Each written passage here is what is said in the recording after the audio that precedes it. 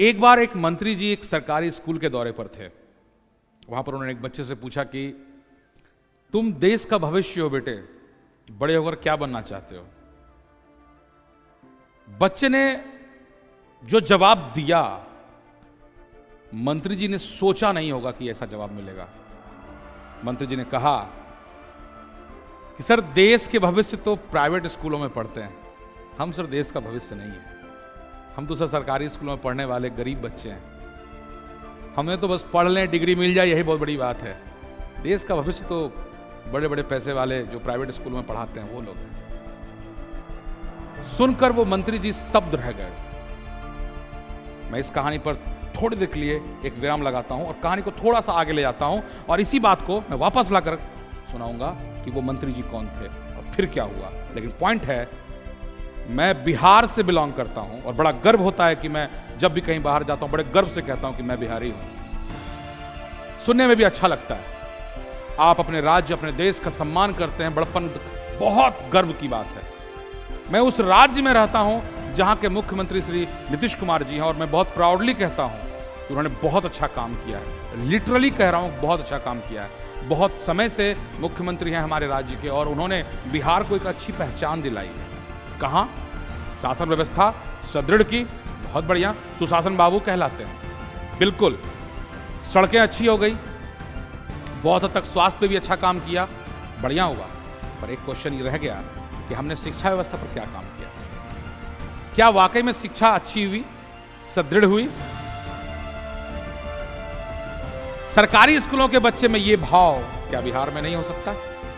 उसे भी तो लग रहा होगा ना, हम थोड़ा ना देश का भविष्य हैं। बिहार के बच्चों में जो टैलेंट है वो ऑल इंडिया नहीं, ऑल पूरा वर्ल्ड उसका लोहा मानती है। मैं गिनती कराने यहां नहीं बैठा हूं कि बिहार के बच्चे कितने टैलेंटेड हैं और ये आपको भी समझ में आता है। पर सवाल ये है कि सरकार शिक्षा व्यवस्था को सरकारी स्कूल के लेवल पे ठीक करने के लिए इतने दिन में क्या कर पाई है।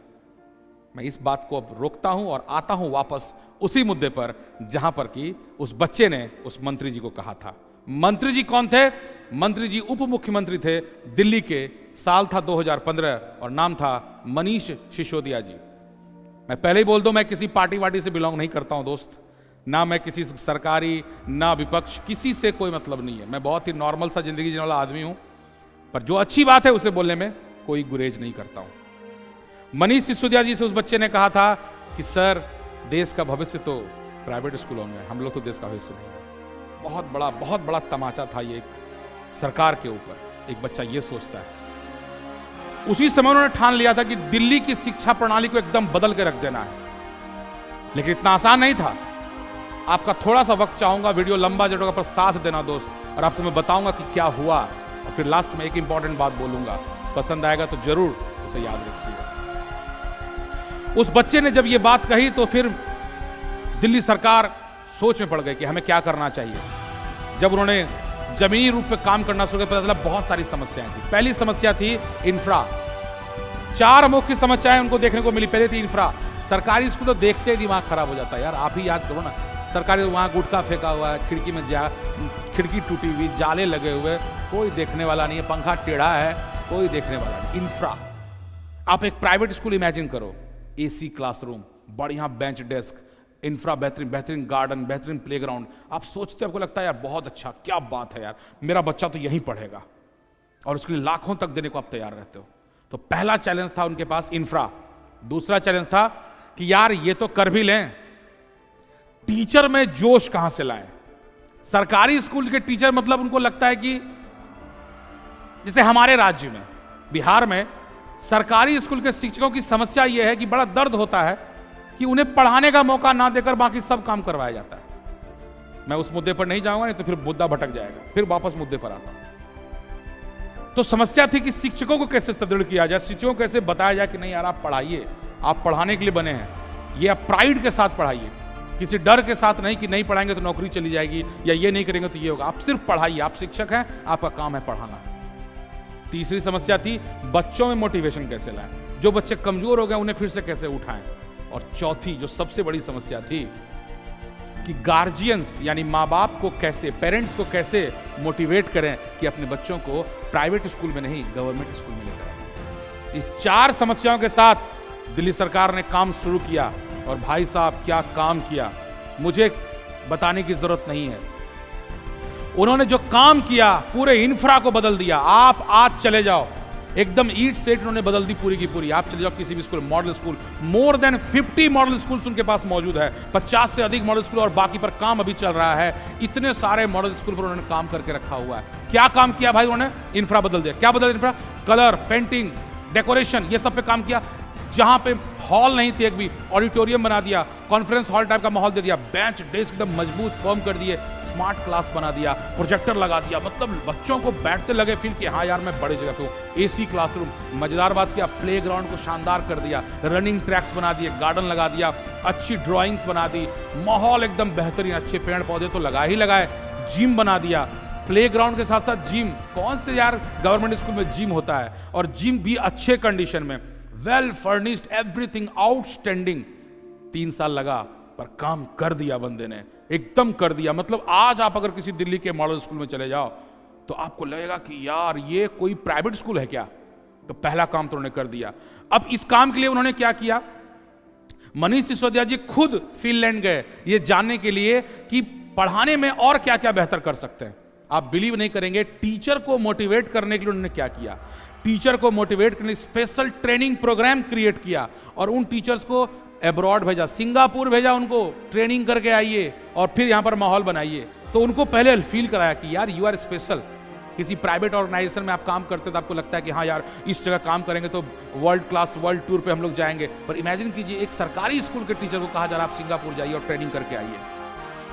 उसके बाद टीचर को कहा गया कि आप साल भर पढ़ाइए, आपको सिर्फ पढ़ाना है, बेहतरीन पढ़ाइए, माहौल बनाइए, असेसमेंट के आधार पर आपको बेस्ट टीचर का अवार्ड मिलेगा। और ऐसे ही नहीं, उन्होंने क्या किया, जो भी साल भर के बेस्ट टीचर निकले उन सबके अच्छे अच्छे फोटो मेट्रो स्टेशन पे, रेलवे स्टेशन पे, बस स्टैंड पे, अलग अलग जगह पर फोटोज को लगाया गया, बैनर टाइप में, होर्डिंग टाइप में, ताकि उनको फील हो, प्राउड मतलब फील हो यार मैंने कुछ तो ग्रेट काम किया है। जिस दिन उनको अवार्ड दिया गया, रेड कारपेट पे उन लोगों को मतलब चलाया गया, best world class band, best music band को बुलाया गया म्यूजिक परफॉर्मेंस देने के लिए। जब वो अवार्ड ले रहे हैं तो वह म्यूजिक चल रहा है, बड़े बड़े नेता लोग भी आए, बड़े बड़े लोग आए अवार्ड देने के लिए। आप जब इस तरह का चीज करते हो तो टीचर को लगता है यार कि मैं मतलब तोड़ दूंगा यार, पढ़ा दूंगा, गर्दा मचा दूंगा। तो इंफ्रा उन्होंने बेस्ट कर दिया, टीचर को उन्होंने बेस्ट कर दिया। तीसरा था बच्चों को, उन्होंने बच्चों को जूनियर लेवल के बच्चों के लिए यानी 1 to 6 एलकेजी से लेकर 1 to 6 तक, और साथ में आपने सीनियर लेवल के बच्चों को, उसके लिए उन्होंने मिशन बुनियाद और मिशन चुनौती नाम की 2 प्रोग्राम उन्होंने स्टार्ट किए। वो बच्चे जो पढ़ने में अच्छे नहीं है या उनका पढ़ाई में इंटरेस्ट नहीं है, उनको इंटरेस्ट कैसे क्रिएट कराया जाए, स्पेशल प्रोग्राम बनाया गया, मिशन बुनियाद, मिशन चुनौती, और बच्चों को पढ़ाई के प्रति अट्रैक्ट करवाया गया। अब क्या हुआ, स्मार्ट क्लास देखकर, टीचर्स का अच्छा सहयोग देखकर बच्चों में भी लगा यार इतना बढ़िया इंफ्रा है। क्या ना, जब बच्चे बैठते हैं उनको लगता है यार मैं कहाँ पे हूँ, मैं क्या कर रहा हूँ, उनको भी फील आती है, चाहे बच्चे छोटे हों उनको मजा आता है। एटमॉस्फेयर बदल दिया उन्होंने, बच्चों में इंटरेस्ट आ गया, बच्चे पढ़ने लग गए। अब आप बच्चों से बात करो, वो कहेंगे यार मुझे तो ये करना है। अब वही बच्चा ये नहीं कहेगा कि देश का भविष्य किसी प्राइवेट स्कूल में है, वो कहेंगे देश का भविष्य तो गवर्नमेंट स्कूल में भी है। और चौथी जो सबसे बड़ी समस्या थी, वो समस्या थी कि पेरेंट्स को कैसे मोटिवेट किया जाए। उन्होंने एक स्कूल मैनेजमेंट कमेटी बनाया, वो पहले से भी होती थी पर कागज पर होती थी, हकीकत में उन्होंने इसको बनाया है स्कूल मैनेजमेंट कमेटी। और उस स्कूल मैनेजमेंट कमेटी में हर स्कूल में 16 सदस्य बनाए, जिसमें से इंटरेस्टिंग बात, जिसमें से 12 यानी 75% मेंबर पेरेंट्स को बनाया गया कि आप किसी भी वक्त आकर स्कूल में चेक कीजिए स्कूल में क्या कमी लग रही है, आपको जो लगता है। उन्होंने उसके लिए 5 से 7 लाख रुपए का बजट उन्होंने किया, और वो बजट स्कूल एसएमसी ग्रुप को दिया गया। व्हाट्सएप ग्रुप बनाया गया पूरे दिल्ली में कि किसी कोई समस्या हो आप सिर्फ एक व्हाट्सएप कीजिए, समस्या दूर होगी। अब सोचिए जरा सा, 1 मिनट सोचिए, गवर्नमेंट स्कूल में अगर एक बेंच डेस्क टूटती है तो आप एक लेटर लिखते हैं हमें बेंच की जरूरत है, वो जोनल से हेड और हेड जाता है, जब तक उसकी राशि है तब तक 4 बेंच डेस्क और टूट चुका होता है। इस समस्या को उन्होंने समाप्त कैसे किया कि पेरेंट्स को बोल दिया आप डिसाइड कीजिए इस स्कूल में क्या क्या रिक्वायरमेंट, और ऐसे ही पेरेंट्स नहीं चुने, इलेक्शन करवाया, जो इंटरेस्टेड थे उनको बुलाया गया। नतीजा क्या हुआ, पेरेंट्स की थोड़ी सी जो ना एनर्जी इसमें भी जाने लगी। आप बिलीव नहीं करेंगे, जिस पेरेंट ने अपने बच्चे को बड़े स्कूल में रखा था वहां से उन्होंने नाम कटवा कर गवर्नमेंट में रखा, क्योंकि यार गवर्नमेंट इतना तगड़ा तो यार प्राइवेट स्कूल वाले भी नहीं दे रहे। और फी ऑब्वियस है, गवर्नमेंट की तो बात ही, इवन कि जो सक्षम परिवार नहीं थे, जिनके पास पैसे की दिक्कत थी, उन्होंने उनको पैसों से भी मदद की ताकि वो बच्चों को पढ़ा सकें। फी के मामले में आप समझ सकते हैं, इस तरह से पेरेंट्स का उन्होंने अट्रैक्शन ले लिया। और आज Delhi world class performance school के मामले में, एजुकेशन के मामले में दे रही है, और पूरे अलग अलग देश से लोग पूछने आ रहे हैं कि आपने ये कैसे किया। अच्छी सोच थी, मैनेजमेंट अच्छा था। आप बिलीव नहीं करेंगे, कोई भी राज्य सरकार अपने पूरे बजट का 26% सिर्फ एजुकेशन पे दे, ये पूरे वर्ल्ड में यूनिक बात है। ये पूरे वर्ल्ड लेवल की बात है, इंडिया की तो बात ही छोड़ दीजिए, वर्ल्ड लेवल की बात है ये। 26% मतलब जानते हैं कितना हुआ? दिल्ली का 15,000 करोड़ का बजट सिर्फ एजुकेशन पे। कमाल बात है। अब सोचिए, जो एजुकेशन पर इतना खर्च करेगी, वहां पर बच्चे कैसे निकलेंगे? क्या हमारा राज्य ऐसा नहीं कर सकता है? क्या हमारे बिहार में बच्चों की कमी है, पढ़ने वाले बच्चों की? अबे लास्ट ईयर भी आईएएस टॉपर गया है हमारा, तो ये कहने की बात ही नहीं कि हमारे बच्चों में टैलेंट की कमी है। जरा सा सपोर्ट अगर सरकार कर दे तो सोचिए हमारे बच्चे जो गवर्नमेंट स्कूल में पढ़ते हैं वो कहां से कहां पहुंच जाएंगे। फिर वो भी नहीं कहेंगे कि सर देश का भविष्य तो प्राइवेट में है, वो नहीं कहेंगे कि देश का भविष्य प्राइवेट में है। यहां पर मैं आखिर में एक बात कहूंगा, याद रखिएगा, एक समृद्ध, एक सर्वश्रेष्ठ राष्ट्र तभी होता है जब वहां सर्वश्रेष्ठ शिक्षा मिलती है। अगर हमारे राज्य को बेहतरीन बनना है, नीतीश कुमार जी आपने बहुत अच्छा काम किया है। मैं सच बता रहा हूं, जब से आप मुख्यमंत्री बने हैं हमारे राज्य की शासन व्यवस्था बेहतरीन हो गई है। ठीक है, थोड़ी बहुत कमियां तो सब में होती हैं, मैं उसको हाईलाइट नहीं करूंगा। आपने आउटस्टैंडिंग काम किया है, मैं सच बता रहा हूं।